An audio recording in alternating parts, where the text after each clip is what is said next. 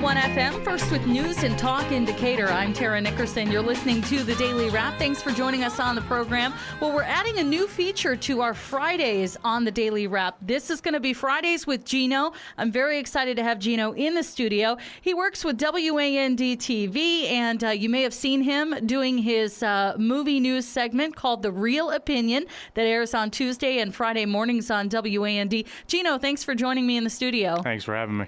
Well, let's go ahead and just dive in. We want to talk each week about the movies that are opening up, and then we also want to talk about some that opened up last week that will still be showing in theaters that our listeners may enjoy. And you know, there's nothing better than saving a person a few bucks, especially because it's so expensive to go to the movies these days. That's right. That, you know, if we can keep them from going and spending their hard-earned cash on a dud, then that's what we want to do. So we will start with this week's movies that are opening up. Tell us what we've got opening now. Well, I'm excited about two of them and not so excited about the third one. The first one I'm really excited about is Ender's Game. It's based on a novel series by Orson Scott Card.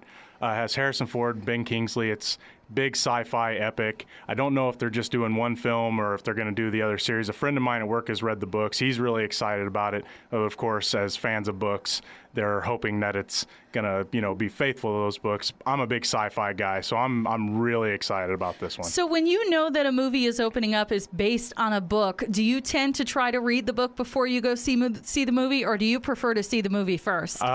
After reading episode 2 of Star Wars book, and it was 900 times better than the movie, I quit.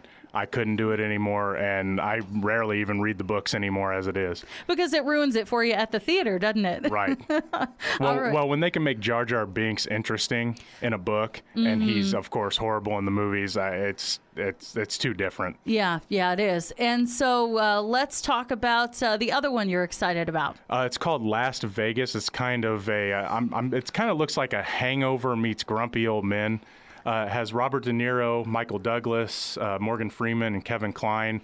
Michael Douglas's character is getting married, so of course he's having a big bachelor party in Vegas, and it's about a bunch of old guys in Vegas. It looks hilarious. I need a good laugh, especially after last week. Bad Grandpa was horrible, so so I'm really excited about that one. The trailers have looked funny, and I'm hoping they, like a lot of trailers, they haven't spoiled everything. But yep. I'm really excited for that one. Well, I think there are a lot of people out there that could probably, would watch The Hangover and feel like, okay, I'm just too old for this, and so maybe this is going to be the answer to that for them. So we'll hope it's a good one. And the third movie opening up? Yeah, it's called Freebirds. It's the next kids movie that comes out. It's about turkeys that travel in time to stop turkeys from being on the menu at Thanksgiving.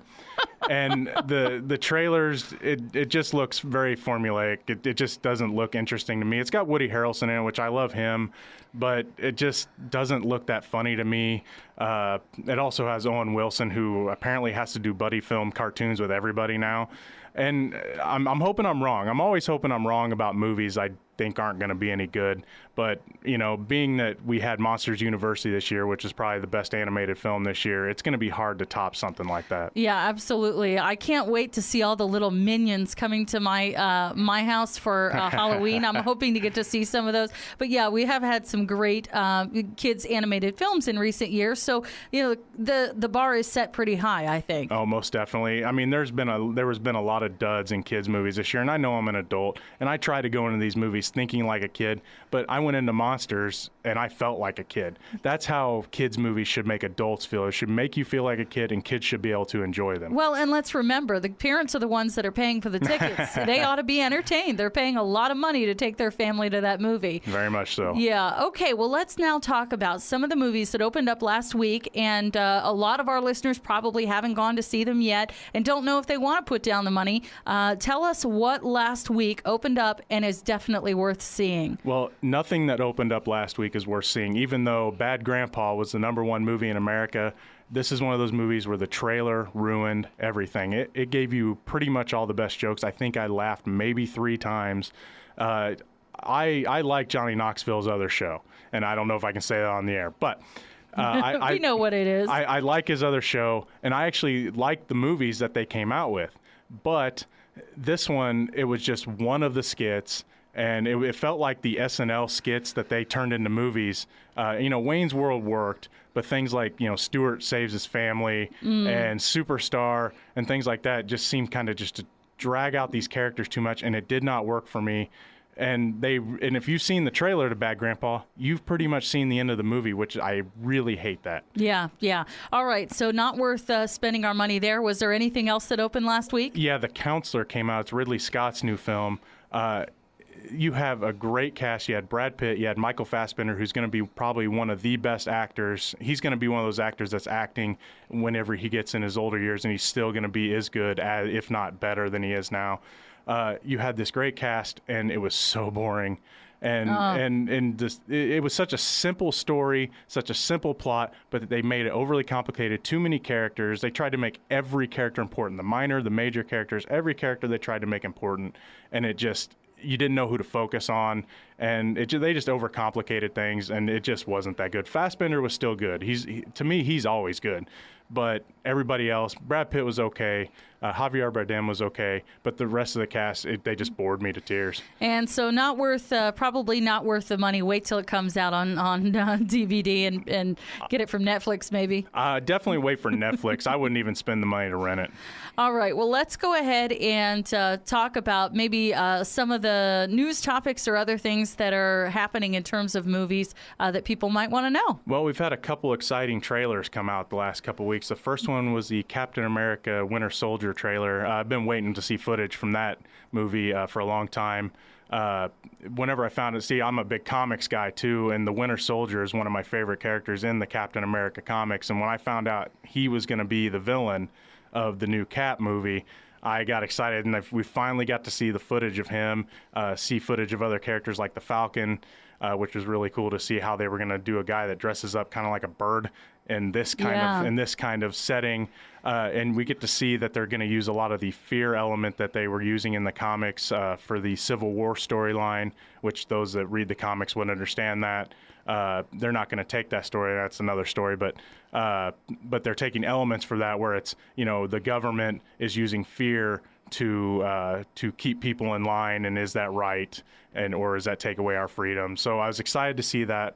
We also got the new X-Men Days of Future Past trailer, and I was excited for the movie before, and they didn't show a whole lot, but they showed enough that made me ready to see Bryan Singer direct another X-Men film again. So, one of the things about all of these movies in the last, I would say, a decade or so, that we really have gotten back into translating the comics into great, feature movies. And I feel like, though, they have such mass appeal. I don't read comics, but I tend to like these movies that are based on comics. And I feel like they're larger than life, and they're not all good, but it seems like they really have figured out a formula for making these movies box office hits. Well, back whenever they had Batman, like Tim Burton's Batman and stuff like that, that's when they really started to build. But then they really went away when Joel Schumacher started making Batman films. And, of course, Batman and Robin is one of the worst, if not the worst, superhero movie ever.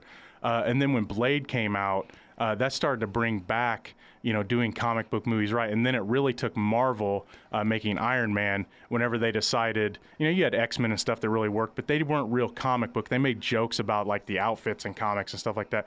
But the Marvel movies really said, okay, you know what, we're going to put these colors on film. We're going to let a guy walk around in a red and gold suit.